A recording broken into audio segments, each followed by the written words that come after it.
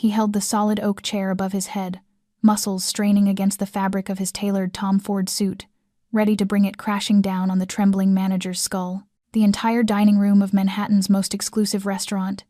the Obsidian Room, held its breath. This wasn't just a drunk patron causing a scene. This was Dominic Valentino, 37 years old, the ruthless heir known as the Butcher of Brooklyn, the undisputed king of the East Coast's most violent crime empire. One wrong move meant death. Security looked away. Billionaires cowered beneath their tables, their $1,000 meals forgotten, but in that deafening silence, the soft chime of silver striking porcelain pierced the air. A waitress, pale and terrified, walked straight into the kill zone. She was 28, exhausted from working 3 jobs, haunted by $200,000 in medical debt, and she hadn't eaten in 2 days. She couldn't afford to get fired tonight. She couldn't afford to get shot either, but she also couldn't watch a man die. She didn't have a weapon. She had a napkin and a terrifying secret that Dominic thought no one else saw. His right hand was shaking uncontrollably, a violent tremor he was desperately trying to hide behind his rage. What she did next didn't just save the restaurant. It ignited a war that would burn the entire city to the ground. If you loved this story, smash that like button and share it with someone who loves a good Mafia twist. Subscribe and hit the bell so you never miss what happens next. The sound of the oak chair slamming toward the floor exploded like thunder, but it did not strike Henry's head, because at the very last second, Dominic hurled it aside, the heavy chair flying through the air and crashing straight into the glass wine display, where hundreds of bottles of expensive wine shattered at once, red liquid pouring down like a waterfall of blood across a Persian carpet worth a small fortune. As Henry collapsed to his knees, hands clasped together in desperate supplication, tears and mucus streaming down a face that had always looked down on his staff with arrogance, a man of 52 years, who had ruled this restaurant for 20 years through pride and contempt, now trembling like a worm beneath Dominic's heel, begging in a broken voice, "Sir Valentino, I swear to you, that truly is a bottle of Chateau Margaux from 1996. We would never dare deceive you." Yet Dominic did not even look down because his attention was fixed elsewhere, on his right hand, which had begun to tremble again, small spasms creeping from his fingers to his wrist and up his forearm, as he pulled a gold Zippo lighter from his pocket and tried to spark a flame for his cigarette, only for his thumb to refuse to cooperate, the flame failing again and again, each failed strike cutting into his pride like a blade, sweat beading on his forehead, despite the cool air conditioning of the dining room, his eyes flicking sideways to see them watching. Financial titans, diamond-laden wives, the most powerful people in New York witnessing his handshake, knowing the rumors would spread before dawn, that the Butcher of Brooklyn was no longer steady, that rival families would smell blood, that Uncle Salvatore would laugh in his face. No, it could not be allowed. No one could see, so Dominic hurled the Zippo to the floor and kicked it away, then swept his right arm across the nearest table, porcelain plates, crystal glasses, silver candlesticks crashing down in a deafening clatter, manufactured fury, becoming the perfect curtain to hide the tremor, as he overturned another table and kicked over another chair, roaring curses in Italian his father had once taught him, while the bodyguards stood frozen like stone statues, eyes straight ahead, none daring to intervene because they knew the rule. Never touch the late Don Valentino's son unless he gives the order. And in the corner of the service area, Elena Cross stood pressed behind a silk screen, clutching a silver water pitcher to her chest. Having worked at the Obsidian Room for 8 months, long enough to know when to turn herself into a ghost, tonight she should have earned at least $300 in tips from wealthy patrons, enough to buy 2 weeks of immunosuppressant medication for Sophia. But now no one had the presence of mind to tip a server. And as she watched Dominic tear the room apart like a wounded animal, she saw what no one else did. Not rage, not brutality, but fear. His eyes, amid the growls and violent blows, wild with the desperation of someone cornered. And his right hand, the hand he kept hiding behind his back, or clenching into a fist. That hand was shaking, not with anger but with the pathological tremor she had seen in Parkinson's patients she cared for during weekend work. And Elena drew in a deep breath, thinking of Sophia lying in the hospital waiting for surgery, thinking of the $50,000 bill, thinking that if she lost her job tonight everything would collapse. But then she saw Henry kneeling at Dominic's feet, and saw Dominic reaching for the second oak chair, knowing this time he would not miss, and Elena stepped out of the darkness. Elena's footsteps echoed through the deadly silence, the cheap heels striking the marble floor with a steady rhythm, like a countdown to an execution. And the entire dining room held its breath as they watched her, even Henry, still kneeling on the floor, lifting his head with eyes wide in horror. "You're insane. Go back right now," he hissed through clenched teeth. But Elena did not slow, did not hesitate, walking straight toward Dominic without looking at the oak chair in his hand, without looking at the shattered glass beneath her feet, looking only at his right hand clenched around the chair back so tightly the knuckles had gone white, a hand that was still trembling no matter how hard he tried to control it. And Dominic spun around when the footsteps came too close, his eyes black as obsidian and cold as ice, locking onto Elena with the fury of a beast whose territory had been violated. "Who are you?" he roared, his voice so deep it seemed to shake the air itself. "Did I tell you to come here? Get out now before I change my mind about the manager's head."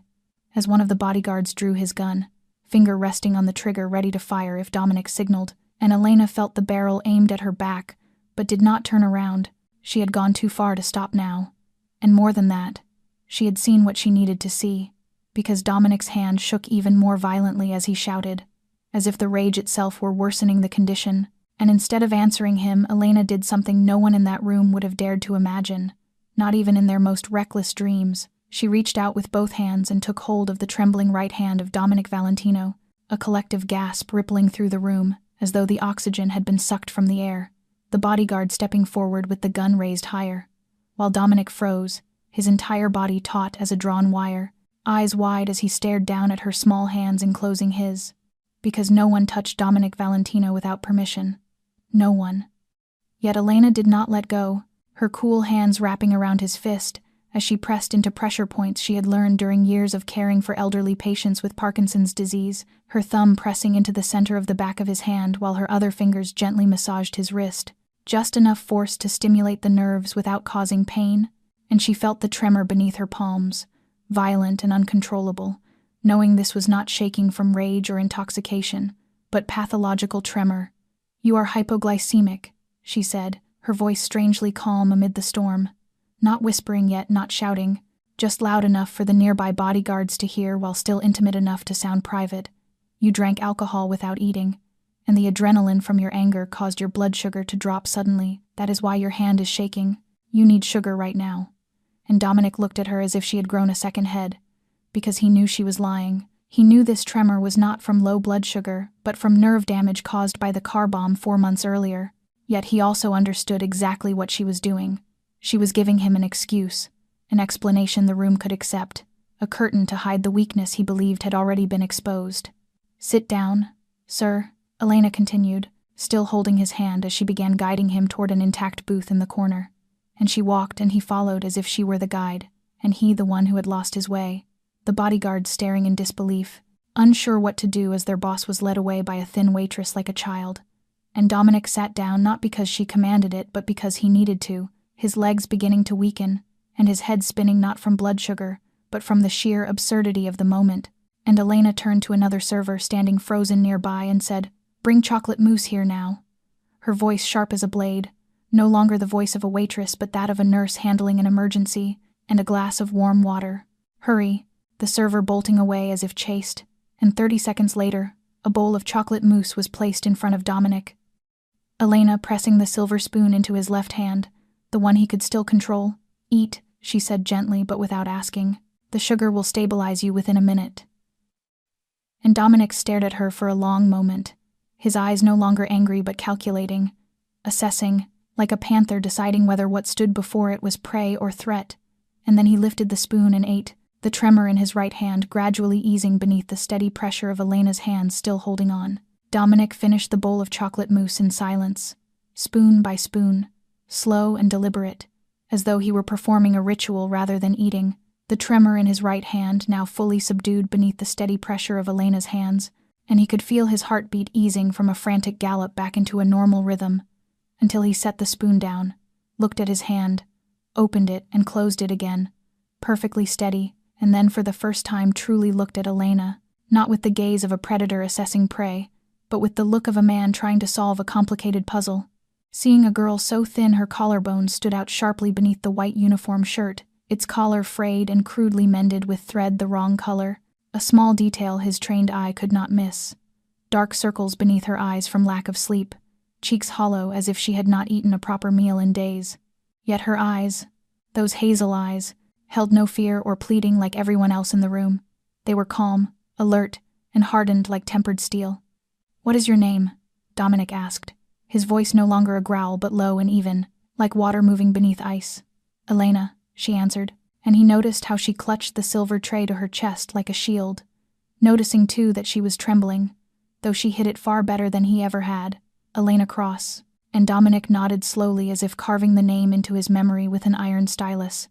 then swept his gaze around the dining room, taking in the wreckage he had caused, Henry still kneeling on the floor like a frozen statue, the elite guests peering fearfully from beneath tables, and suddenly he felt tired, not in body but in spirit, a weariness that had been accumulating for 4 months since the bombing. So he stood, adjusted the cuff of his Tom Ford jacket as if nothing had happened, the bodyguards immediately flanking him, and reached into his inner pocket to pull out a thick wad of cash, bound by a gold clip, engraved with the letter V, not bothering to count as he peeled off a fistful of $100 bills and let them fall onto the chocolate-smeared table, $5,000 drifting down like autumn leaves, more than Elena earned in 2 months of grueling work, for the damages, Dominic said to Henry without taking his eyes off her, then withdrew another stack, thicker than the first, and set it separately in front of her. "And this is for the medical advice," tilting his head slightly as a smile thin as a blade appeared on his lips.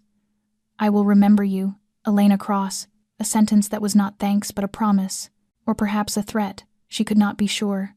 As Dominic turned and walked away, his entourage following like silent shadows, pausing for a single second beside Henry to say coldly that next time he should ensure the wine served was without issue, because he did not wish to return for the same reason, before disappearing through the glass doors and leaving behind a ruined restaurant and a silence heavy as lead, no one moving until the sound of the Maybach engine roared to life and faded into the distance. Henry the first to stand with legs shaking like reeds in the wind, looking at Elena with an expression tangled between gratitude for saving his life,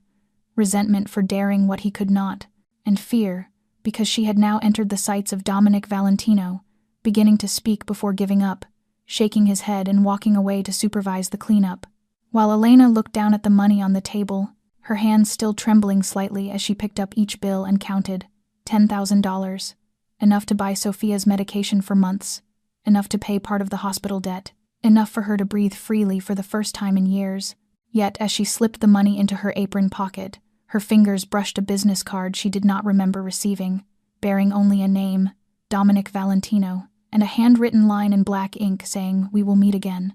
And Elena stared at the card for a long time, knowing that tonight was not an ending, but the beginning of something she could not yet understand. 12 hours before Elena stepped into Dominic Valentino's killing ground, she woke at 4:30 in the morning in a squalid studio apartment in the South Bronx, a room barely 200 square feet wide with walls stained by creeping mold, a window that squealed whenever the wind blew, and a heating system that had been broken since last winter, sleeping on a thin mattress laid directly on the floor because the bed had been sold 3 months earlier to pay for medicine, rising in the darkness without turning on the light because the electricity had been cut the previous week, after she fell 2 months behind on the bill, the only light seeping through the filthy window from a street lamp outside, just enough to guide her to the bathroom, where icy water poured over her because the water heater no longer worked either.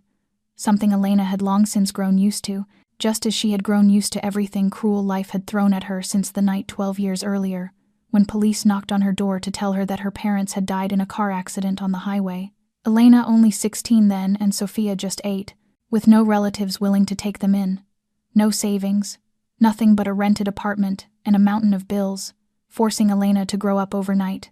to drop out of high school, to work, then study for equivalency exams while raising her sister, fighting the welfare system tooth and nail so they would not be separated, somehow succeeding in keeping Sophia with her and even enrolling in nursing school, until Sophia became ill, systemic lupus erythematosus, the doctors said when Sophia was 14, an autoimmune disease that made her body attack itself, her kidneys beginning to fail, requiring dialysis 3 times a week, expensive immunosuppressants, tests and treatments insurance would not fully cover, prompting Elena to quit nursing school in her 2nd year to work full-time, then 2 jobs, then 3, cleaning office buildings at 5 in the morning, caring for the elderly at a nursing home during the day, serving nights at the Obsidian Room, sleeping 4 hours a day if lucky, eating one meal if she had money, and still, it was never enough. Sophia's medical bills alone, $15,000 a month, not counting emergency hospitalizations that could reach tens of thousands more.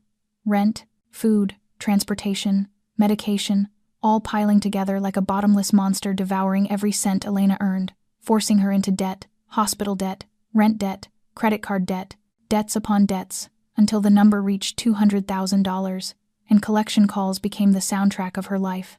And then came Michael, appearing like a savior, a polished banker she met at the nursing home where she cared for his grandmother, whispering sweet promises, vowing to help restructure her debt, to take care of everything. And Elena was not naive, but she was exhausted, unbearably lonely, desperate for someone to lean on, handing him $12,000, every cent she had saved over 5 years, by selling plasma twice a week,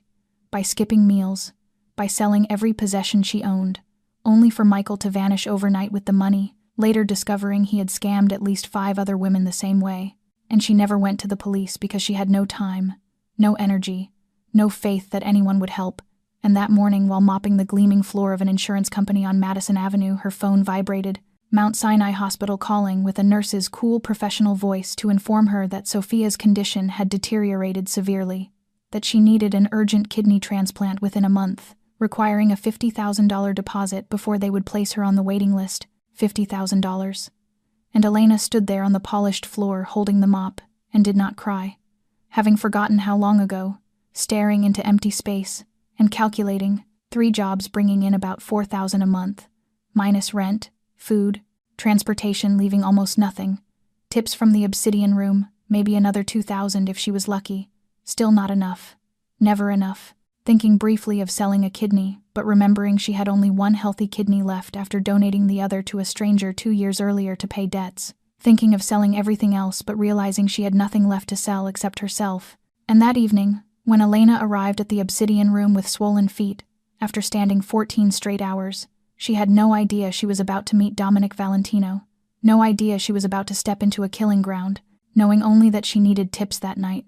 every possible dollar. Because Sophia was lying in a hospital bed waiting for a miracle Elena did not know where to find, and when she saw Dominic Valentino raise an oak chair to smash Henry's head, when she saw his trembling hand, she did not think about dying. She thought about Sophia, about $50,000, about who would take care of her sister if she were gone, and then she stepped out of the darkness. Not because she was brave, but because she had nothing left to lose. That night Dominic could not sleep, sitting alone in the pitch-dark penthouse on the top floor of the Manhattan building he owned, a glass of whiskey in his left hand, and his right hand resting on his thigh, the tremor returning the moment he stepped into the car, leaving the restaurant, more violent than before, as if his body were punishing him for suppressing it too long, because 4 months earlier his car had exploded just as he stepped out, the blast hurling him nearly 10 yards and driving shards of metal deep into his right arm. Surgeons telling him he was lucky to be alive, but that the nerves had been permanently damaged, that his hand would shake uncontrollably, especially under stress or exhaustion. A death sentence for a Mafia boss. 3 doctors had known about his condition, and those 3 doctors had died in separate accidents within a month afterward. No one was allowed to know Dominic Valentino was weakening. No one was allowed to see him tremble like an old man. No one except the nameless waitress tonight who had seen through him in a single instant. As Dominic raised the whiskey to his lips without drinking, staring into the darkness beyond the glass. Elena Cross, the name looping through his mind like a haunting refrain. What had she done? She had only taken his hand and lied, and yet he had obeyed like a well-trained dog. He, the butcher of Brooklyn, the man who made the entire city tremble, had let a thin girl lead him to sit down and eat chocolate in front of dozens of witnesses, something that should have enraged him, that should have made him order her silenced as a dangerous witness. Yet instead he felt curiosity. An irritating, persistent curiosity. Why was she not afraid? Everyone feared him, from rival bosses to cold-blooded killers. Yet that girl had walked straight into the jaws of death without shaking. Her eyes, he remembered, those hazel eyes, had looked at him not with fear but with something like understanding. She had seen him tremble, and she had not stepped back. And so he picked up the phone and called Tony Russo, his most loyal bodyguard who had served his father before serving him, telling him to find out everything about the waitress tonight, Elena Cross, to learn where she lived, what she did, who she had, how much she owed, and why she was not afraid of dying, demanding the report before dawn. And 4 hours later, Tony returned with a thick file, the scarred 45-year-old man standing before Dominic and reading, Elena Cross, 28 years old, orphaned at 16. One sister named Sophia, 20 years old, diagnosed with systemic lupus erythematosus and currently hospitalized at Mount Sinai, works 3 jobs, office cleaning at 5 in the morning, elderly care during the day, restaurant service at night, income around $4,000 a month, sister's medical expenses, $15,000 a month, hospital debt $200,000, credit card debt $30,000, currently facing collection lawsuits, lives in a studio apartment in the South Bronx with electricity and hot water shut off, recently defrauded of $12,000 in savings by a boyfriend. Tony pausing before adding one more detail, that she had donated 1 kidney 2 years earlier to pay debts, and over the past year had sold plasma twice a week, the maximum allowed, to earn money for her sister's medication. And Dominic sat in silence for a long time afterward, looking down at his right hand, trembling faintly, then out the window where dawn was breaking over the Manhattan skyline, whispering to himself that she was not afraid of death because she had nothing left to lose. Her life already a hell where a bullet might feel like release, something that should have made him despise her as he despised other weak souls, yet instead stirred something unfamiliar within him. Not pity, because Dominic Valentino did not feel pity, but curiosity mixed with something he could not name, and he finally gave a quiet order to continue watching her, to report every move, and to make sure she never knew. 3 days after that fateful night, Elena came to the obsidian room as she always did, her feet still swollen inside cheap flat shoes, and her body still drained after 14 straight hours of work, having just finished her shift at the nursing home, where she had to lift an elderly man who fell in the bathroom, leaving her back aching so badly it stole her breath. Yet she came anyway because she needed tips that night, because Sophia needed her medication, because the $50,000 surgical deposit still hovered above her like a blade waiting to fall. And the moment she stepped through the staff entrance, Henry was already there, his face cold as ice, and his eyes fixed on her with a smug satisfaction hidden beneath a mask of false authority. "Go to my office. Cross," he said curtly before turning away without waiting for an answer, and Elena followed with a bad feeling rising in her chest, into a small but ostentatiously decorated office, lined with framed certificates and photographs of Henry posing with celebrities, where he sat behind his desk without inviting her to sit, and said flatly that she was fired, citing interference with a VIP guest and violation of service rules, telling her she would be paid through the end of the previous day and receive no reference, and Elena stood there feeling as if she had been punched in the stomach, knowing this was retaliation, knowing Henry despised her because she had done what he dared not, because she had seen him kneeling and begging like a worm, because she had walked away with $10,000 in tips while he was left with nothing but humiliation. Yet she did not beg, having not begged since she was 16 and refusing to start now, silently removing her apron, placing it on his desk, and walking out without a word, standing moments later on a Manhattan sidewalk in the cold November wind trying to calculate, realizing that losing the obsidian room meant losing at least $2,000 in monthly tips, her largest source of income, leaving her other 2 jobs barely enough to cover rent and food with nothing left for Sophia's medication, let alone the $50,000 deposit, and she began walking toward the subway because she could not afford a taxi when her phone vibrated in her pocket, the number from Mount Sinai Hospital tightening her chest as she answered to hear a nurse's urgent voice, saying that her sister was in severe pain and vomiting blood, and that she needed to come immediately. And Elena ran, not walked, ran down the subway stairs, through crowded corridors, running as if her own life were hanging by a thread, arriving at the hospital 45 minutes later, soaked in sweat and gasping for air to find Sophia on an emergency bed, her small face pale as paper, IV lines for fluids and blood piercing her thin arms. A girl only 20 years old who looked 15 because the illness had ravaged her for 6 years, eating away at her body day by day, whispering weakly when she saw Elena that she was sorry and had not meant to trouble her, and Elena gripped her hand and swallowed her tears, telling her softly not to say that she was not a burden, that her sister was here and would take care of everything, even as her own heart shattered, though she had no idea how to do so. And when the attending physician called her into the hallway with a cool professional expression to say that Sophia's condition was deteriorating faster than expected, that surgery needed to happen within 2 weeks instead of a month, and that the hospital required a $5,000 deposit immediately to continue treatment, or they would be forced to move Sophia to palliative care rather than intensive treatment, Elena knew exactly what palliative care meant, that it meant the hospital had given up, that they were simply waiting for Sophia to die. $5,000 she did not have, the $10,000 from Dominic's tip already spent on rent arrears and this month's medication, leaving her with less than $200 in her account, and she sat down on a cold plastic chair in the hospital corridor at 3 a.m, staring into nothing, her body unfed for 2 days, her stomach twisting with hunger she could barely feel, aware only of the desperation crushing her chest like an invisible hand. And for the first time in 12 years since the night her parents died, Elena Cross nearly cried, tears burning at her lashes as she clenched her teeth to keep them from falling because she could not afford to cry, could not afford to be weak, because if she broke, then who would take care of Sophia? And she sat there until dawn as the first light filtered through the hospital windows, and still she had no answer. Thinking of selling her last remaining kidney, even knowing it would kill her. Thinking of selling her body, her blood, anything that could be sold. But $5,000 in a single day was impossible, and $50,000 in 2 weeks was farther away than any dream. At 7 a.m, while Elena still sat motionless on the plastic chair outside the corridor like a forgotten statue, a nurse approached and called her name. "Mrs. Cross, please follow me to the billing office," the middle-aged woman said with an expression she could not quite hide,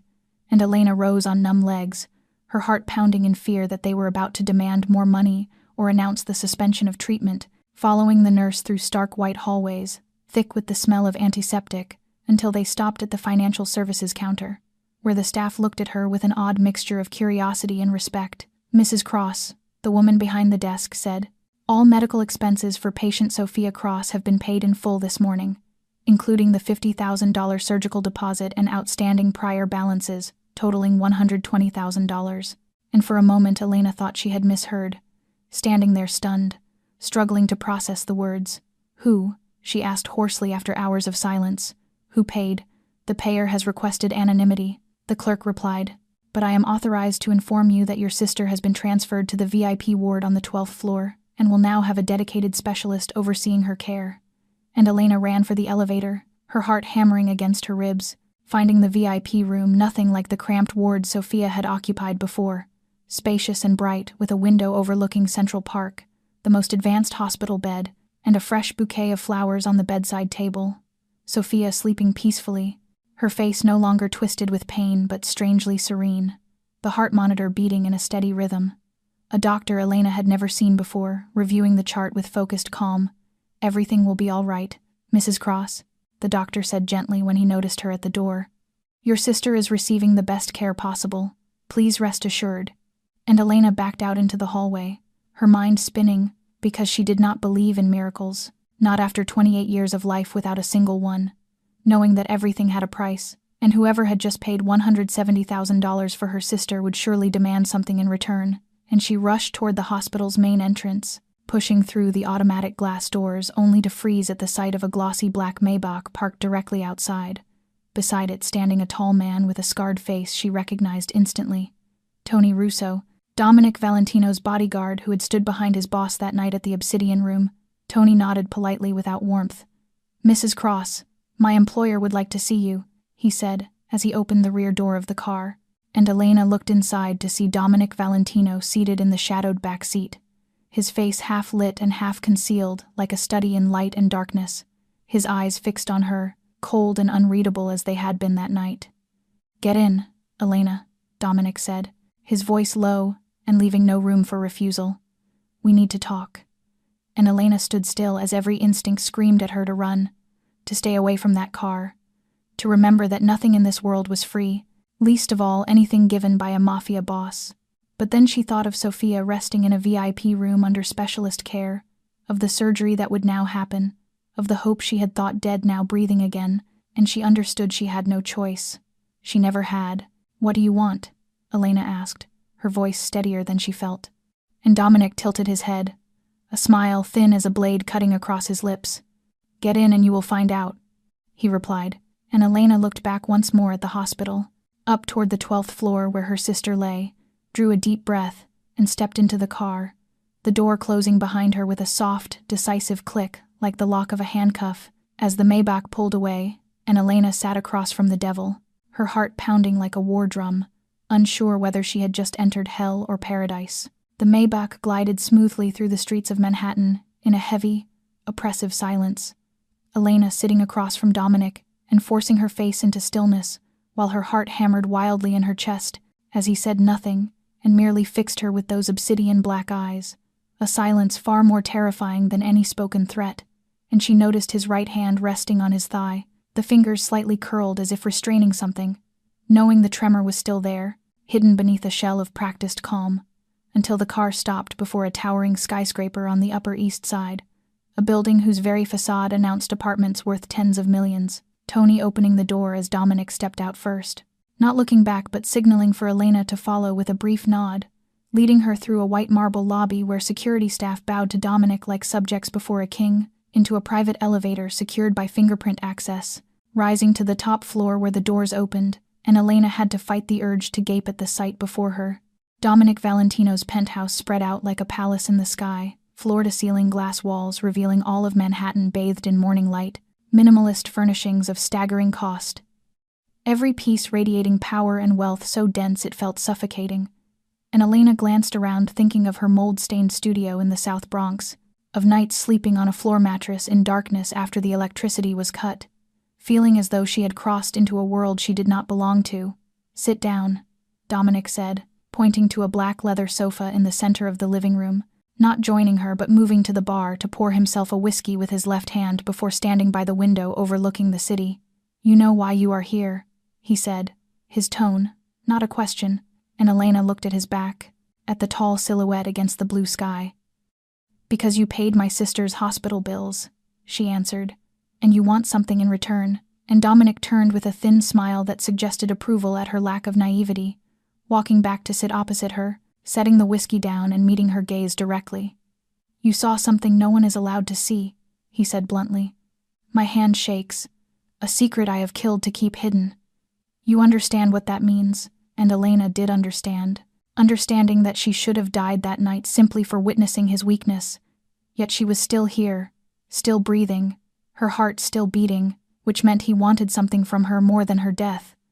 "Why did you not kill me?" she asked, and Dominic tilted his head as if appraising an enigmatic work of art. "Because you did not run," he replied. "Because you saw me tremble and instead of fear you took my hand. Because you lied to an entire room to save my dignity without being asked," pausing to take a sip of whiskey, before adding that she was the only person in 10 years who had calmed his tremor, and Elena remembered that moment when she applied pressure point techniques learned from caring for Parkinson's patients, never believing they truly worked, acting on instinct alone. Yet he said they did, and that was why she lived. "I need a personal nurse," Dominic continued, his voice turning cold and transactional like a business negotiation. "Someone with me 24 hours a day, treating this tremor in complete secrecy and keeping silent about everything she sees or hears. You will live here in this penthouse, and you will not leave without my permission. You will have no contact with the outside world unless supervised." And Elena felt as if icy water had been poured over her, realizing this was not employment but imprisonment. A gilded cage, still a cage, and if I refuse, she asked, though she already knew the answer. Dominic's eyes darkened, and for a fleeting second she glimpsed the monster behind the cultivated mask. "You know too much, Elena," he said slowly. "There is no refusal. Either you work for me or you disappear, and your sister returns to palliative care before sunset today." And Elena felt her blood turn to ice as he threatened not just her but Sophia, the only person she had left. Knowing he was not bluffing, a Mafia boss who had killed 3 doctors to protect a secret would not hesitate to erase a waitress and her sick sister. Yet Dominic shifted his tone, understanding that the stick must come with a carrot. "In return," he said, "all of Sophia's medical expenses will be covered indefinitely. She will have the best doctors, the finest medication, and that VIP room until she is fully recovered. You will be paid $50,000 a month, 10 times what you earned working 3 jobs combined. And when Sophia is discharged, I will provide her with a secure apartment on the Upper West Side with round-the-clock protection." And Elena heard the numbers and felt her head spin. $50,000 a month, unlimited medical care, a safe home for Sophia, everything she had ever dreamed of, everything she had prayed for through endless nights of despair, laid before her like a lavish feast, the price only her soul. And she looked at Dominic, into eyes devoid of mercy, knowing he cared nothing for her or Sophia, only for his secret and his invincible image. seeing herself as a tool, a brace for his trembling hand. Yet she thought of Sophia, of the trust in her sister's eyes whenever Elena promised to take care of everything, of her dreams of college, of the future she deserved, and she knew that even if this was a bargain with the devil, she would sign it in blood if required. "I agree," Elena said, her voice steady despite her heart breaking apart, and Dominic nodded, neither surprised nor pleased, merely accepting as if he had always known. "Tony will take you to collect your belongings and say goodbye to your sister," he said, standing. "You have 2 hours. After that you belong to me," and Elena watched him disappear into his study, the door closing behind him, leaving her alone in the luxurious penthouse, with the crushing sense that she had just signed her own life sentence, having sold her soul to the devil and left to pray that the price would not one day exceed what she could endure. The first week inside Dominic Valentino's penthouse passed like a strange dream that Elena could not tell was a nightmare or a paradise, as she was assigned a private room 3 times the size of her old studio in the South Bronx, complete with a king-size bed dressed in white silk sheets, a marble-lined private bathroom, and a wardrobe filled with new clothes Tony had purchased in her exact measurements, though she had no idea how they obtained them, and for the first time in many years, she slept in a real bed, bathed in hot water, and opened a refrigerator stocked with food. Yet she did not allow herself comfort, reminding herself every day that this was a cage, and a gilded cage was still a cage, that she was a prisoner, not a guest,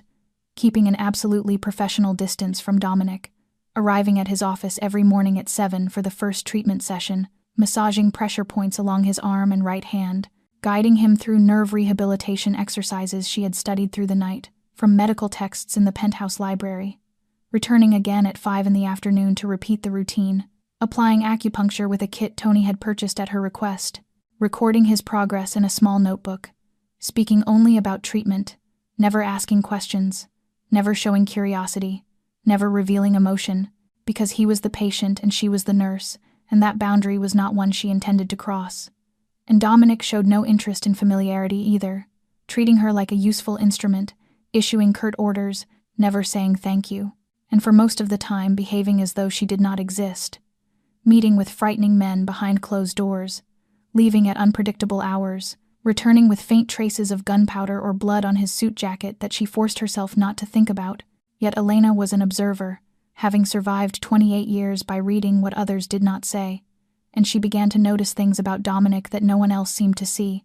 that he suffered nightmares every night. The first night she heard a scream from his room at 2 in the morning, and nearly rushed out thinking there was an intruder before realizing it was Dominic shouting in his sleep. The following nights the screams became a grim soundtrack, sometimes curses in Italian, sometimes choking gasps as if someone were squeezing his throat, sometimes the sound of him calling a name she could not make out, and every morning he rose with dark circles beneath his eyes, and a fatigue he concealed beneath ruthless coldness. Though Elena saw it clearly, noticing too that he barely ate, the penthouse refrigerator always full of premium food that went untouched, Dominic living on whiskey and black coffee, occasionally swallowing a few bites of bread or fruit when Tony forced him, and when Elena asked why there was no chef, Tony replied with a puzzled expression that the boss trusted no one enough to let them cook for him, since a chef had been bribed to poison his food 3 years earlier, after which Dominic ate only sealed items or food he opened himself, and had no time to cook. And on the 5th day, Elena stood in the kitchen at 5 in the morning, staring at the untouched fresh ingredients, and made a decision. Unsure why she did it, perhaps because caregiving instinct had been carved into her blood after years of raising her sister and caring for the elderly. Perhaps because she could not watch someone destroy themselves without intervening, and she cooked a simple bowl of chicken porridge, the kind she used to make for Sophia when she was sick, nourishing and easy to digest, placing the steaming bowl on Dominic's desk while he was in a video meeting without a word, without waiting for a reaction, simply setting it down and leaving, and he did not look at her or thank her, continuing his meeting as if she were a ghost. Yet when she returned an hour later to clean up, the bowl was empty, scraped clean, and Elena said nothing, quietly washing it and putting it away, cooking vegetable soup the next day,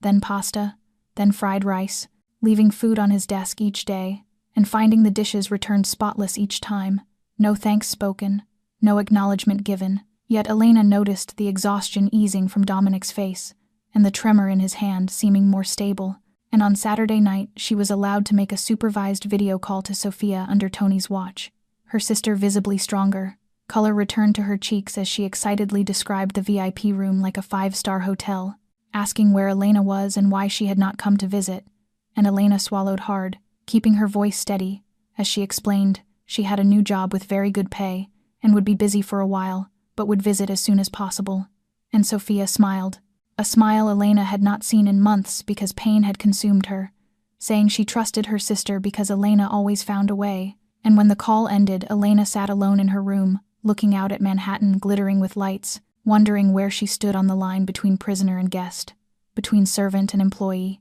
between hatred and something else she did not yet dare to name. On the 12th night, Dominic's screaming tore through the penthouse more violently than on any night before, as Elena lay on her bed reading a medical text on neurological rehabilitation when the sound ripped the stillness apart. Not the vague shouting she had grown used to, but a raw, tortured howl as if someone were being brutally assaulted. And she jolted upright with her heart racing, listening to the ragged gasps, the sound of fists slamming into the wall, then a voice calling out in Italian, "Papa, Papa," over and over again with the desperate plea of a child crying for help. And Elena stood outside her bedroom door with her hands clenched into fists, telling herself this was not her concern, that he was a mafia boss, the man who held her captive, a man who could kill her whenever he wished, that she should not care, should not interfere, should not let herself become involved any more than necessary. Yet the screaming did not stop. It stretched on in despair, and Elena remembered the nights when Sophia was small and plagued by nightmares after their parents died, crying and calling Elena's name until she was held and sung back to sleep. And without thinking further, her feet carried her to Dominic's door before her mind could stop her. She pushed it open to find it unlocked. The darkness inside, lit only by city light, seeping through sheer curtains, Dominic sprawled across the massive king-size bed, his body twisting as if fighting an unseen enemy, sweat soaking his black hair and silk sleep shirt, his face contorted in pain, both hands clawing at the air as though trying to push someone away, Italian spilling from his mouth in broken phrases Elena could not understand but whose terror she could feel. And she climbed onto the bed without thought, as if her body were acting on a caregiving instinct carved into her blood, lying down behind him and wrapping her arms around his trembling body, whispering as she once had to Sophia that it was all right, only a nightmare, that she was there, that he was safe now and nothing could hurt him. And for a brief moment Dominic's body seemed to soften beneath her hold, his breathing slowing, and Elena thought he would drift back to sleep. But then he woke, one instant still trapped in the dream, the next with eyes snapping open, wild like a cornered animal, and his hand clamped around Elena's throat before she could react, crushing her airway with fingers like steel as his eyes looked through her without recognition, still seeing an enemy instead of her. And Elena did not struggle, knowing that resistance would only trigger his instinct to tighten his grip. So instead she met his gaze, placed her hand over the back of the hand, choking her, and whispered with the last of her breath that it was her, Elena. And after 1 second, then another, the madness in Dominic's eyes ebbed, replaced by recognition and then horror, and he released her as if burned, scrambling back until his spine hit the headboard, while Elena coughed violently with her hands at her throat, forcing air back into her lungs, knowing bruises would bloom there by morning but not caring. Sitting there, breathing and looking at Dominic as he stared at her with an expression she had never seen on the face of this cold mafia lord, fear not of her but of himself, asking hoarsely what she was doing there. And Elena swallowed against the burn in her throat, and answered honestly that he had been screaming and she thought he needed someone, and silence fell over the dark room, broken only by their breathing and the distant sound of traffic, as Dominic looked down at the hand that had nearly killed her, and then back up at her with a look Elena could only describe as shattered, stating not in apology, but in blunt fact that he had almost killed her, and Elena nodded slowly, and said she knew, but that he had not. And when he told her she should leave, she heard what he did not say, that he was afraid he might hurt her again, that he did not trust himself, yet she did not rise, instead lying down on the other side of the bed at an arm's-length distance and staring at the ceiling, telling him calmly she would stay until he fell asleep again, that if the nightmare returned he would hear her voice and know he was safe. And Dominic said nothing, only watched her in the darkness as she felt the turmoil in his mind, the struggle between sending her away and letting her stay, until at last he did neither, simply lying back with eyes open and breathing evenly, the arm's length between them like an invisible wall neither dared cross, and Elena did not know when she drifted off. But when she opened her eyes, morning sunlight flooded the room, and Dominic slept deeply beside her, his face peaceful in a way she had never seen, and for the first time in many years, the most feared mafia boss in New York had slept through the night without a single nightmare. After that night, everything between them changed in a subtle way that defied easy definition, because Dominic never mentioned Elena entering his room, never apologized for nearly strangling her, yet he no longer treated her like a soulless tool either, and the therapy sessions began to fill with strange stretches of silence. No longer the cold silence between master and subordinate, but the quiet of two people trying to understand one another without knowing where to begin, until 1 week after the nightmare,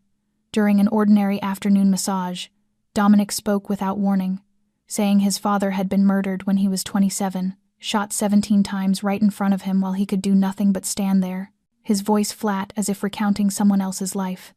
And Elena stopped her hands with her fingers resting lightly on his wrist, where his pulse beat faster than usual, saying nothing and simply listening, knowing some wounds needed witness more than comfort, as Dominic continued that his father had taught him weakness meant death, that a Don never cried, never trembled, never let anyone see fear, that he had lived by that rule for 37 years, and now his body had betrayed him, lifting his right hand to watch it tremble faintly in the amber light, and calling it bitterly ironic that the butcher of Brooklyn could no longer hold a gun steady. And Elena looked into his eyes, and for the first time, saw not ruthless coldness, but the deep loneliness of a child, forced to grow up too fast.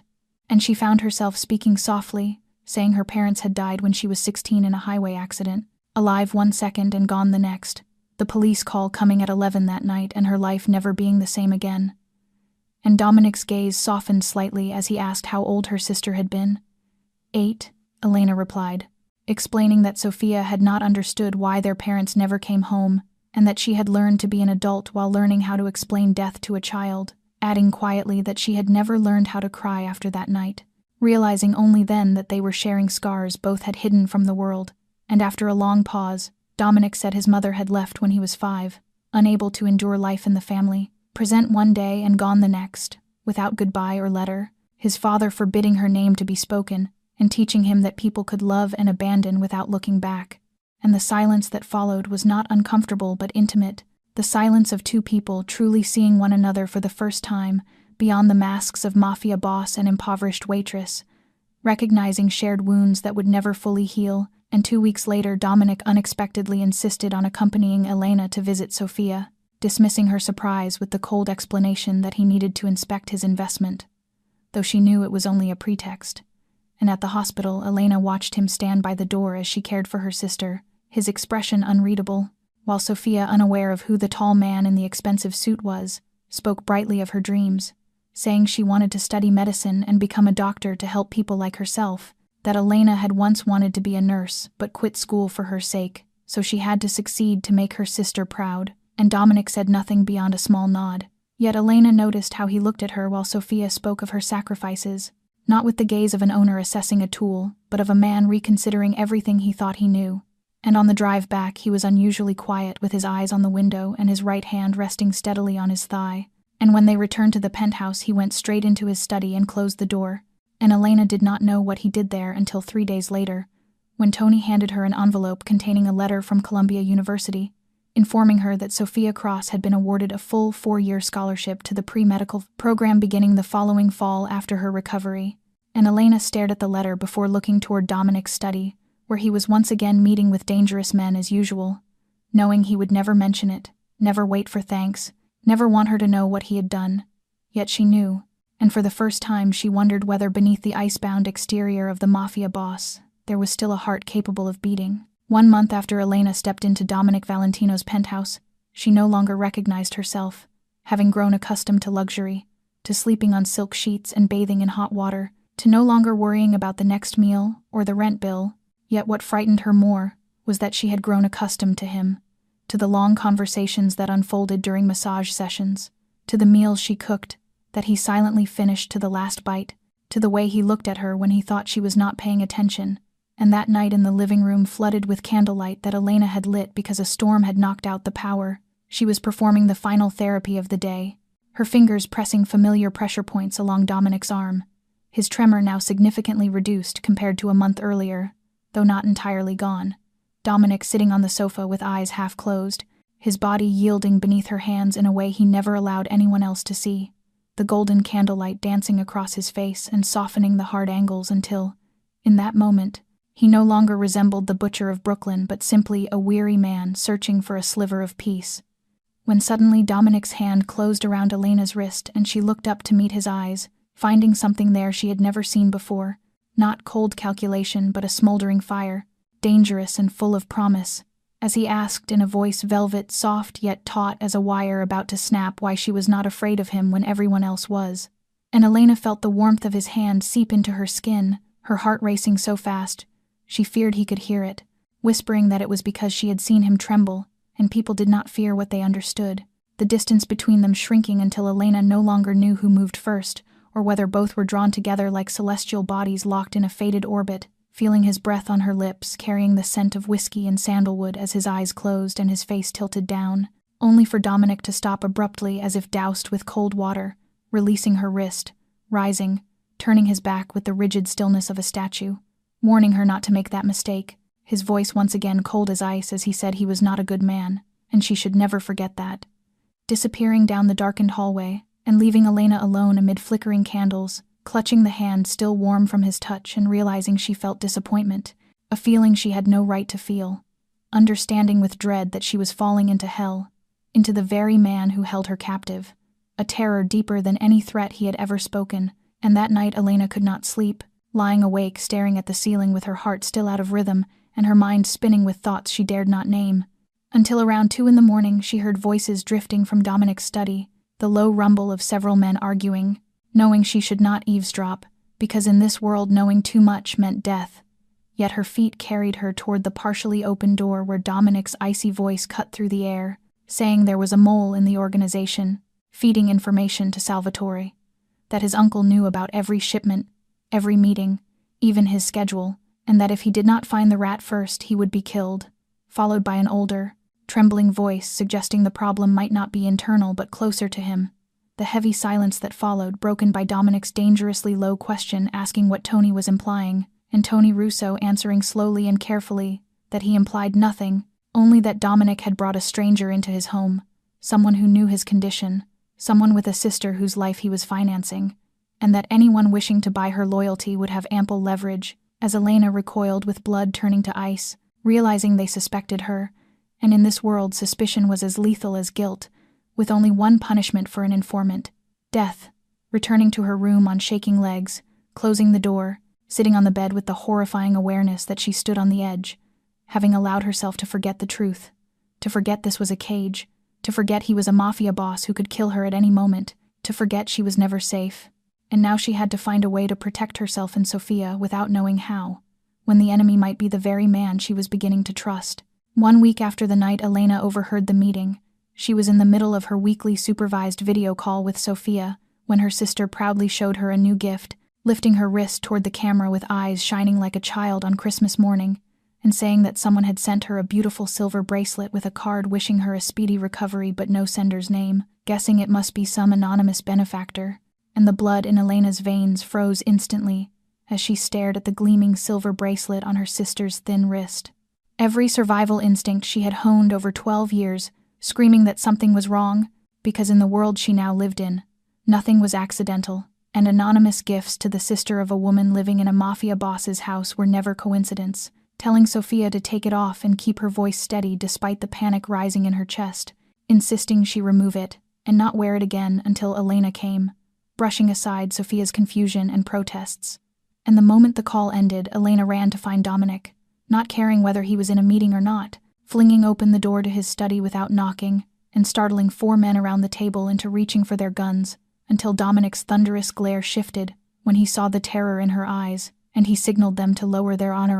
hands, asking what was wrong. Elena breathlessly explaining that Sophia had received an anonymous silver bracelet with no name, and that she believed something was wrong. Dominic rising at once as his irritation turned to sharp alertness in a heartbeat, and ordering Tony to send men to the hospital immediately and retrieve the bracelet without allowing anyone else to touch it. And 20 minutes later the silver bracelet lay on Dominic's desk, beneath harsh light as Tony returned with a technical specialist, a thin man with thick glasses who scanned the bracelet with a small device before announcing tensely that it contained a miniature military-grade GPS tracking chip, capable of following the wearer's movements down to the meter, and that, there was something else as well. Pausing before revealing a listening microphone transmitting anything spoken within a 5-meter radius, and Elena felt her legs weaken as she leaned against the wall to keep from collapsing, realizing someone had been tracking Sophia, listening to every conversation, knowing her exact location,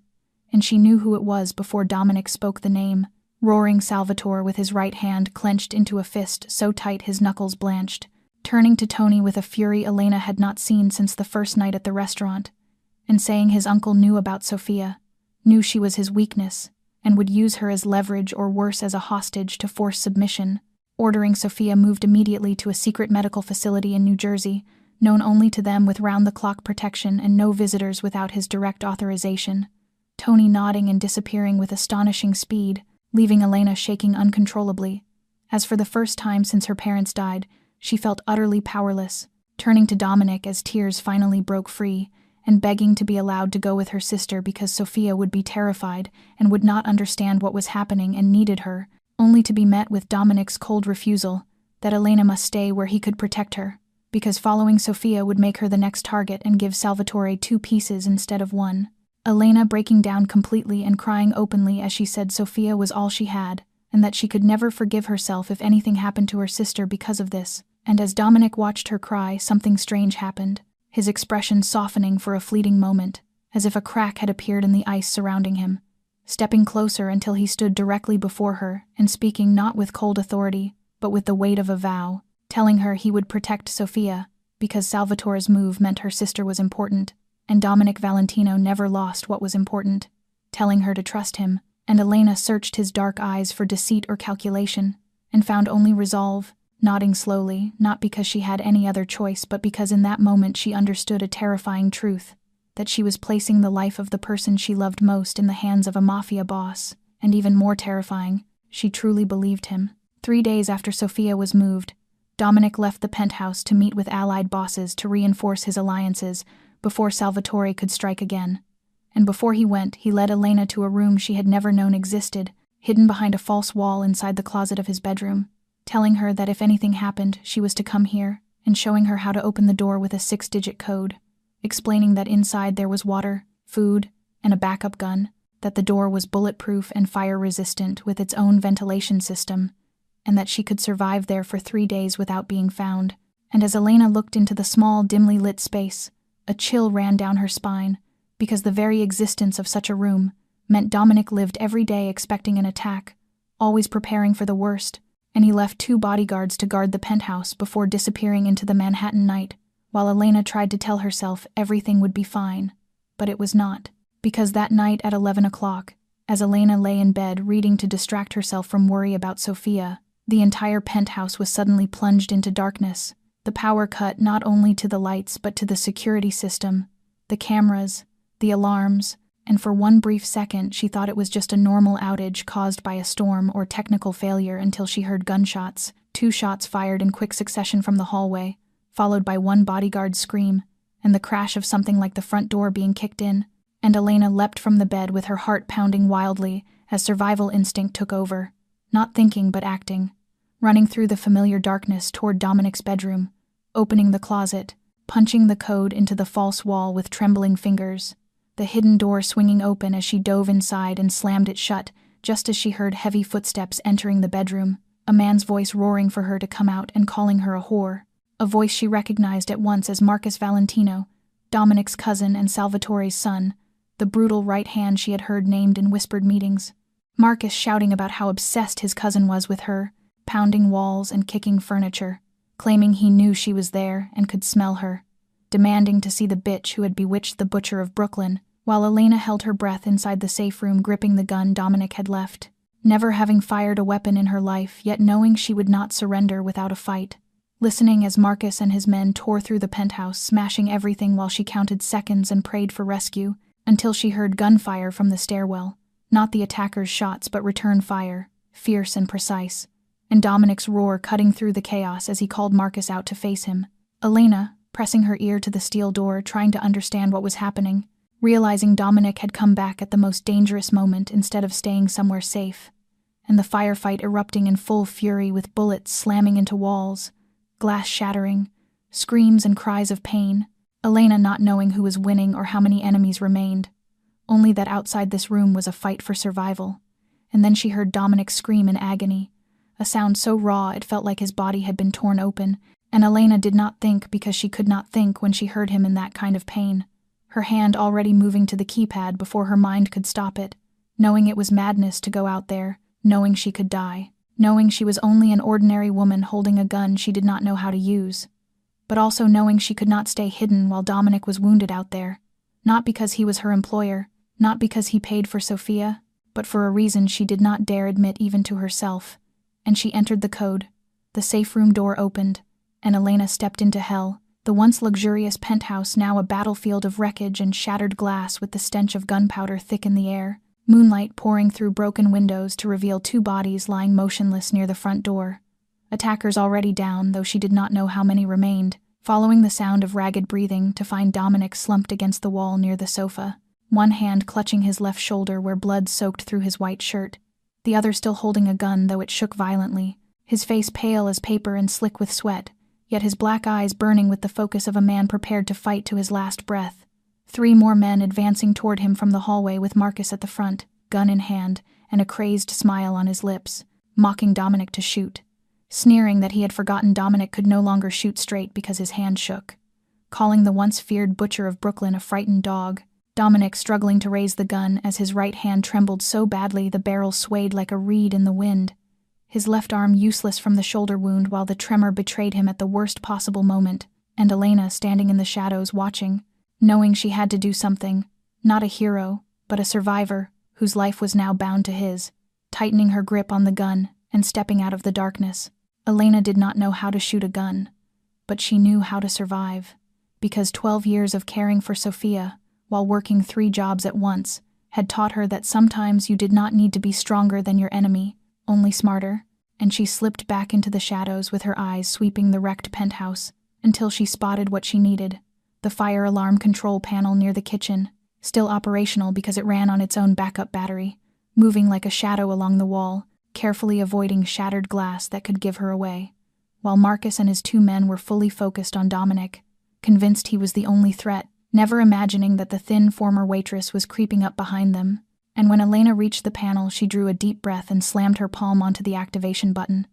the fire alarm shrieking instantly and ripping through the night as the sprinkler system burst to life, raining icy water from the ceiling, plunging the penthouse into chaos with blinding spray, deafening sirens, and visibility reduced to a swirling curtain of water. Marcus and his men spinning around in confusion for a split second, and Elena raised the gun and fired, not aiming at anyone in particular but toward the beam of a flashlight one of them held, the bullet smashing into the chandelier above and sending it crashing down with a horrifying clatter, firing again into a painting on the wall, then again into the sofa, hitting no one yet creating enough chaos for Dominic to surge forward, seizing the moment of distraction to shoot down the 2 henchmen with his injured left hand, each shot deliberate, precise, and fatal, 2 gunshots, 2 bodies collapsing, leaving Marcus alone, amid the artificial rain with his face twisted in fury. But Marcus was faster than Elena expected,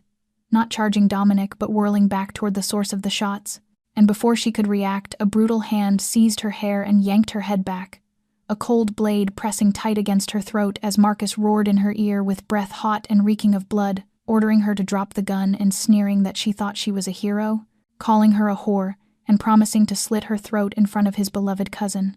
Elena releasing the gun as it clattered onto the wet floor, feeling the knife bite into her skin and draw a thin, burning line of blood across her neck, too afraid to breathe or move, reduced to a living shield, as Marcus dragged her into the center of the living room where the sprinklers still poured down, and Dominic stood about 5 meters away, blood streaming from his left shoulder down his arm and dripping onto the floor, his right hand shaking violently around the gun, Marcus laughing wildly with eyes gleaming like a demon's under the flashing red emergency lights, mocking the great butcher of Brooklyn for trembling like a frightened dog and declaring that his father had been right, that emotion had killed Dominic, that he was weak because of this woman, Dominic snarling for him to let her go, his voice ice cold, though Elena could hear something breaking beneath it, telling Marcus this was between the 2 of them and not to drag others into it. Marcus laughing louder and echoing through the ruined penthouse, taunting Dominic for calling her someone else when he had paid hundreds of thousands for her sister. Let her into his house, into his bed, into his heart, declaring she was not someone else but Dominic's greatest weakness, tightening his grip on Elena's hair and wrenching her head back to bare her throat beneath the blade,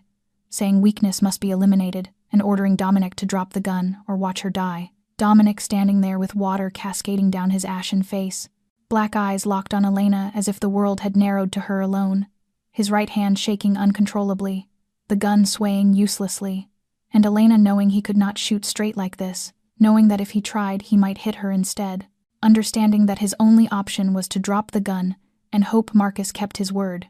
a hope everyone knew was meaningless.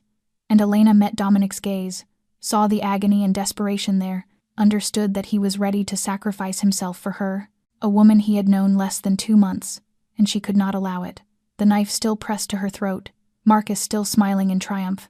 and Elena made a decision that would change everything. "Shoot," Elena said, her voice unnervingly calm amid the artificial rain and the shriek of the fire alarms. "Don't worry about me. Shoot," and Marcus burst into manic laughter that echoed through the shattered penthouse, telling Dominic that his whore wanted to die and that he would be happy to help her, tightening the knife until blood from the cut on Elena's neck began to flow more freely. Yet she never took her eyes off Dominic, staring straight into those deep black eyes, filled with pain and desperation, as she continued in a steady tone, as if delivering a sentence already decided. "Sophia needs you alive, Dominic. Shoot through me if you have to." And Dominic was so shocked that for a brief instant his hand stopped shaking, calling her insane in a hoarse voice, saying he could not because his hand could not shoot accurately like this and he might hit her, and Elena smiled, a strange smile in the face of death, repeating the words she had spoken to him on that candlelit night, whispering loudly enough to carry through the water and sirens that people do not fear what they understand, telling him he understood his tremor, and that instead of fighting it he should use it. And Dominic looked at her as if she had just handed him the key to a mystery that had tormented him for 4 months, looking down at his trembling hand and the gun swaying with its uncontrollable spasms, and for the first time, he did not try to suppress it, watching the tremor, counting its rhythm, realizing it followed a pattern, left, center, right, repeating in a cycle of about 2 seconds, and if he fired when the tremor brought the barrel to the exact point he needed, he could hit his target, the most reckless gamble of his life. Yet Elena had placed her life in his hands, and he had no other choice, while Marcus began to lose patience, roaring his countdown, threatening to slit her throat and send her head to his father. And Dominic closed his eyes for a fraction of a second, recalling the rhythm, feeling the barrel move left, center, right, opening his eyes at the precise moment the tremor brought it to center, aligned with Marcus's right shoulder protruding behind Elena, and he pulled the trigger, the gunshot booming like thunder as the bullet tore through the gunpowder heavy,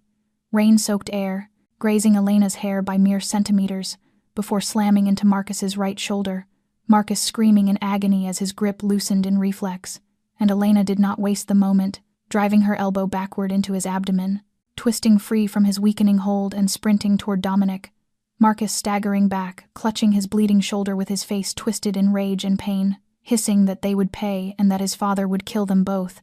and Dominic stepped forward, gun still in hand. And this time his hand did not shake,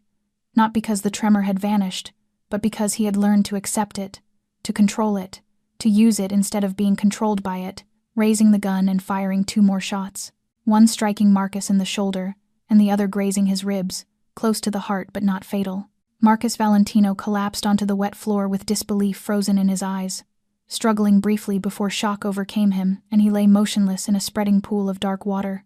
And Dominic staggered toward Elena, his left hand clutching his bleeding shoulder, his face pale as paper, and Elena rushed to catch him before he fell, wrapping an arm around his back and letting him lean into her, whispering through tears mixed with rain that he had done it, that he had made it. And Dominic looked at her, his black eyes dimmed by blood loss yet lit with something she did not dare name, telling her weakly that she had told him to shoot through her and that she truly was insane, and Elena laughed shakily through her tears, saying perhaps she was, but he had still hit his mark, as distant police sirens began to wail. Someone having raised the alarm, and they needed to leave immediately, Tony appearing from the stairwell with blood on his forehead and a gun in his hand, eyes sweeping the ruined penthouse, and the body of Marcus on the floor as he said the car was ready, and they had to go now. And Elena helped Dominic to his feet, letting him lean on her shoulder as they moved through the wreckage of what had once been a luxurious penthouse. Behind them, the fire alarms still screaming, the sprinklers still pouring down, and Marcus Valentino lying unconscious and bleeding out amid the chaos he had created. Yet Elena knew the war was not over, because Salvatore was still alive, and he would never forgive the death of his son. The cabin lay deep in the forests of northern New York, nearly 4 hours from the city, without an official address, and absent from any map or record, and Tony drove through the night while Elena sat in the back seat with Dominic's head resting on her thigh, his consciousness fading from blood loss as she pressed her coat firmly against the wound in his shoulder, feeling warm blood soak through the fabric and stick to her hands while she kept calling his name to keep him awake. And when they arrived, Dr. Nathan Cole was already waiting inside the small wooden cabin under dim yellow light. Medical instruments spread across the dining table now turned into a makeshift operating table, a thin man in his 40s with hands that trembled from age but eyes sharp with focus. An underground doctor who had served the Valentino family for 20 years, and after a quick examination, he said the bullet was still lodged in the shoulder and had to be removed immediately, or infection would kill Dominic within days. But he had no anesthetic, only a small amount of morphine, not enough to fully numb the pain, and Elena looked at Dominic lying on the table, his face ashen, his breathing shallow and weak, her hand closing around his right hand that still trembled faintly even in unconsciousness. And she made her decision, telling the doctor she would hold him and that he should proceed, promising she would not let Dominic move. And though Dr. Cole looked doubtful, he had no time to argue, injecting a small dose of morphine into Dominic's arm, enough to dull but not erase the pain, and then cutting into the wound to reach the bullet, Dominic jerking awake with a scream that tore through the cabin as his body arched in agony when the scalpel sliced into flesh, his hand crushing Elena's so tightly she thought her bones would break. Yet she did not let go, climbing onto the table beside him, using her body weight to keep him still, and speaking to distract him from the pain, whispering close to his ear to focus only on her voice as sweat poured down his face, telling him she would share a dream she had never told anyone. And when the forceps went deeper into the wound and he growled through clenched teeth, squeezing her hand so hard she bit her lip to keep from crying out, she kept speaking in a steady, gentle voice, saying she had once wanted to be a pediatric nurse, to care for sick children, to hold newborns who had no one to hold them, to sing lullabies to orphans like herself and Sophia, a dream she had before her parents died, after which she no longer dreamed but merely survived one day at a time. And Dominic groaned with eyes shut tight, but he was listening. She knew because his grip loosened and turned into a desperate hold, as if she were the only anchor in a sea of pain, asking her to keep talking. And she told him about her parents, about evenings eating together in their small Queens home, about her father saying that having each other was enough even without much money, about the night of the accident and the call from the police and how she had learned to be an adult at 16, about Sophia, about how her sister still smiled despite relentless illness, about her dream of becoming a doctor, about the love that had kept Elena alive through years of hell. And as Dr. Cole worked to pull the bullet free, Dominic began to speak too, telling her about the night his father was killed, 17 bullets tearing into the man, while Dominic stood helpless watching him die second by second, about the loneliness of a 5-year-old abandoned by his mother, about never learning how to love because no one taught him, about the wall of ice he built around his heart so no one could ever hurt him again, whispering that he did not know what love was, only control, possession, conquest, but that with her he no longer knew what he was doing. And Elena lowered her forehead to his, her tears falling onto his cheek as she told him he was learning, that what he had done for Sophia and for her, what he had done by returning alone to the penthouse to save her, knowing he might die, that was love, and he had simply never named it. And when Dr. Cole finally pulled the bullet free with a metallic clatter, Dominic cried out once more before losing consciousness from exhaustion, and Elena stayed beside him through the night, her hand never leaving his, and for the first time in 12 years, she let herself cry freely. And the next morning when the first sunlight slipped through the cabin window, Dominic opened his eyes to see Elena asleep beside him, her head resting on her arm, her hand still gripping his as if afraid he might disappear, and he did not wake her, only watched her in the pale golden dawn, the drawn face marked by worry and sleeplessness and the dried tracks of tears on her cheeks, feeling something stir in his chest that he had believed long dead. And when Elena woke, she found him looking at her with eyes utterly changed, no longer cold or calculating, but holding a rough tenderness, as if he were learning how to open a heart he had sealed shut for 37 years, and he said nothing, only pulled her gently down beside him despite the pain in his shoulder, holding her close as they kissed for the first time. Not a kiss of desire or control, but of two broken souls, finding healing in each other, slow and gentle, as if both feared the moment would shatter if rushed. And when the kiss deepened and clothes fell to the cold cabin floor, and their bodies came together in the early morning light, Elena knew she had crossed a point of no return, and she felt no regret at all. 2 days after the night in the cabin, when Dominic's wound had begun to heal, and he could sit up without grimacing in pain,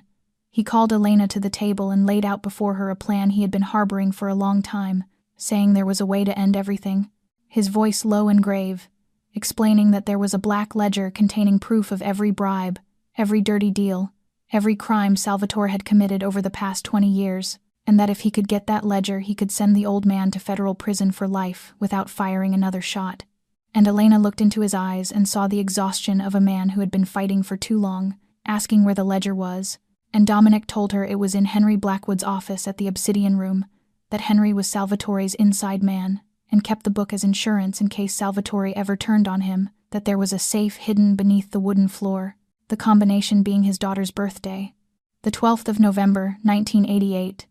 and Elena felt her heart quicken as she understood what he was implying, telling him slowly that he could not go there, that he was being hunted by both the police and Salvatore's people. And Dominic nodded, the pain on his face not from the wound in his shoulder but from what he was about to say, admitting that Tony could not go either because his face was too well known, then stopping and looking at Elena with conflicted eyes, saying there was only one person left who knew the restaurant like the back of her hand, someone no one would suspect, someone invisible, and Elena understood at once, saying she would go before he could speak, and Dominic immediately objected, his voice sharpening as he said he had not told her so she would volunteer, and that he did not want to hide anything from her anymore. But he would not let her risk her life for his war, and Elena answered firmly that this was not only his war, that Salvatore had threatened Sofia, had sent people to kill her, had tried to destroy everything they had, and that this was her war as much as his, and they argued for an hour, Dominic growling and Elena refusing to back down, until at last he admitted what they both knew, telling her in a voice dragged up from the deepest part of him that he was afraid of losing her, that he had lost his father, his mother had left, and he did not know who he would become if he lost her too. And Elena stepped closer, placing her hand on his cheek and feeling the rough stubble beneath her palm, asking softly if he trusted her, and Dominic closed his eyes, leaned into her touch, and nodded, then gave her the safe combination, a hand-drawn map marking the exact location of the false floorboard,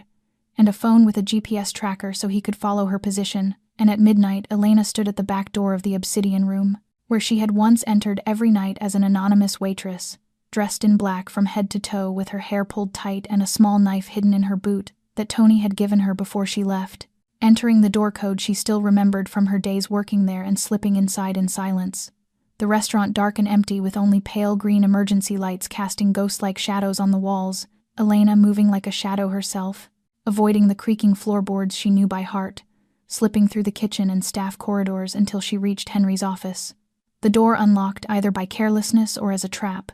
but she had no other choice, stepping inside and catching the faint scent of Henry's cheap cologne still lingering in the air, finding the rug Dominic had described,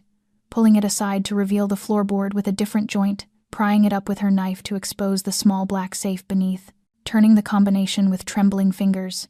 121188, hearing the soft click as it opened and pulling the door wide.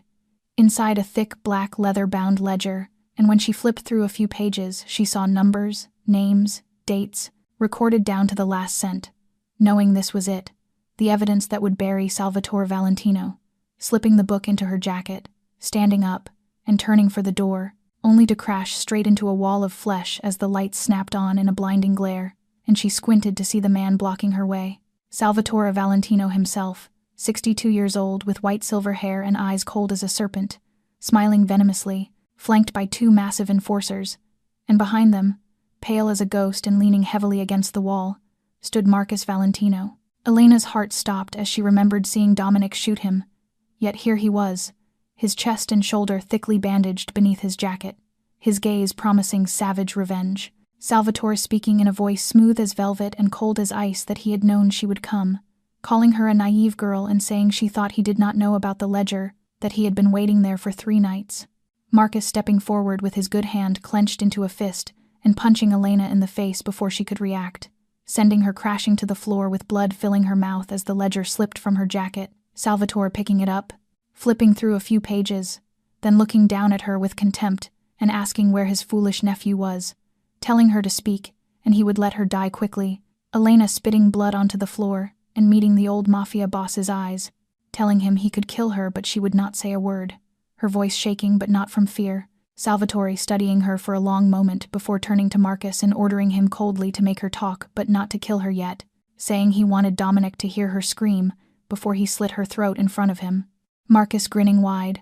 and Elena knowing that true hell was only just beginning. Just as Marcus raised his hand to strike Elena a second time, gunfire erupted outside the restaurant. Not a single shot but a rapid barrage, bullets tearing through the air, screams echoing, glass shattering as Salvatore's guards fell into chaos. The front doors bursting open as Dominic Valentino stepped through the smoke like a god of vengeance returned from hell. Tony and 4 loyal bodyguards at his back with guns raised, having spotted Salvatore's ambush team on the perimeter just moments after Elena entered. Dominic standing there with his left shoulder still bandaged and his face pale from incomplete recovery, yet his eyes burned with a fire Elena had never seen before. And when he saw her on the floor with blood on her lips and her face swollen, the fury inside him surged like a volcano about to erupt, ordering Salvatore to release her in a voice cold as ice, yet trembling with restrained rage. Salvatore sneering as he dragged Elena upright and used her as a shield, a small gun pressed to her temple as he mocked his beloved nephew for arriving sooner than expected, and guessed that this woman meant more to him than he had thought. Marcus grinning beside his father despite the pain in his bandaged arm as he taunted Dominic to shoot and jeered that his hand still shook, and asked whether he dared risk hitting the woman he loved. Elena standing in Salvatore's grip with the cold muzzle against her head and feeling no fear.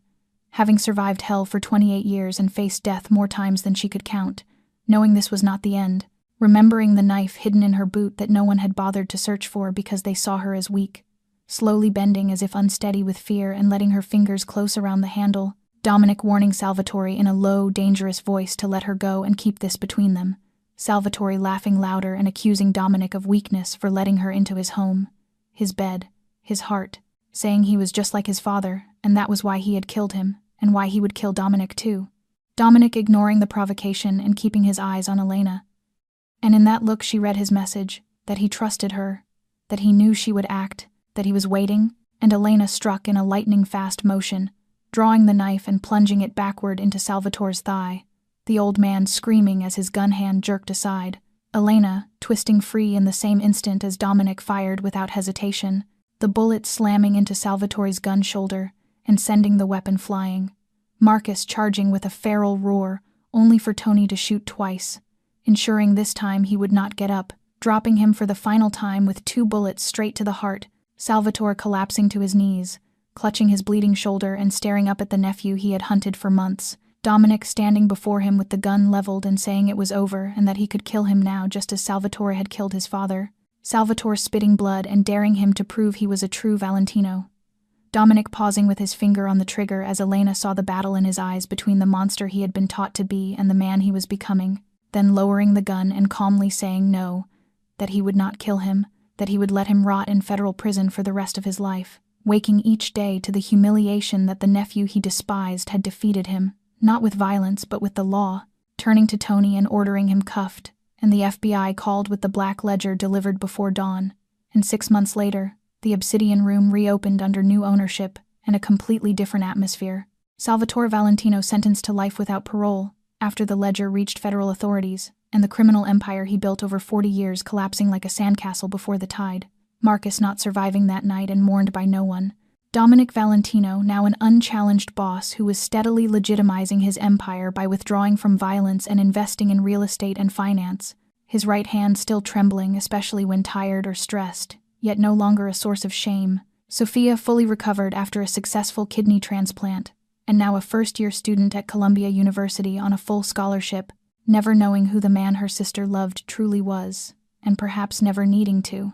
Elena, resuming the nursing program she had abandoned 12 years earlier with a scholarship funded by an anonymous foundation whose source she knew well. And on the reopening night of the Obsidian Room, Dominic sat at the VIP table with a silver cane beside him as part of his new image, and waited. The doors opening as Elena entered, not in a worn waitress uniform, but in a vivid red dress that set off her hazel eyes, and the healthy glow of a woman who had finally been able to eat and sleep. No longer the exhausted, fragile girl with dark circles and frayed collars, but radiant, confident, and breathtaking. Sitting across from Dominic, and as a ritual now ingrained, she reached out and took his right hand, still faintly trembling, and squeezed it with all the tenderness she possessed, teasing him about the wine as her eyes sparkled. Dominic meeting her gaze, the same eyes he had seen on the first night, she dared step into his killing ground to save his dignity,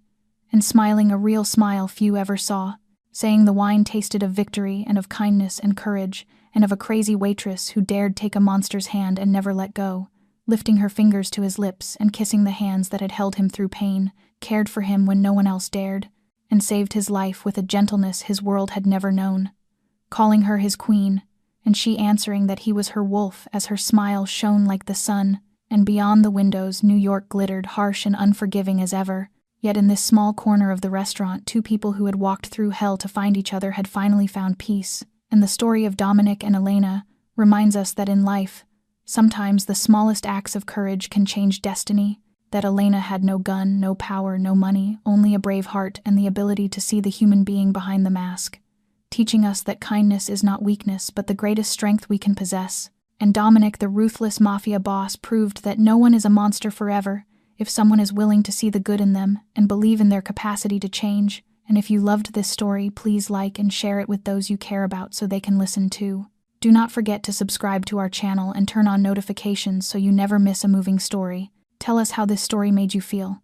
and whether in real life you have ever met someone who changed your life through a small but courageous act. We would love to hear your heartfelt thoughts in the comments, so we can connect and spread positivity together. Thank you for spending your time with us today. We wish everyone watching good health, a joyful life, and happiness every day. Always believe that no matter how hard life becomes, there is always light at the end of the tunnel. If we never give up hope, goodbye and see you again in the next video.